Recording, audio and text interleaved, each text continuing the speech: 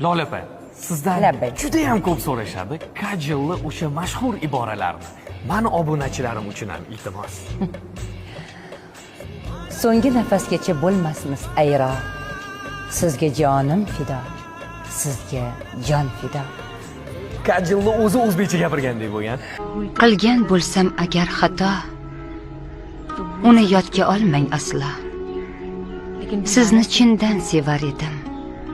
Unutmangiz meni, ammo Muxlislarimga rahmat demoqchiman. Sababi mana shu Kajilga siz orqali muhabbat qo'yganmiz deb gapirib, o'sha aynan siz ovoz bersangiz faqat tomosha qilamiz deydigan o'zim alohida muxlislarim bor.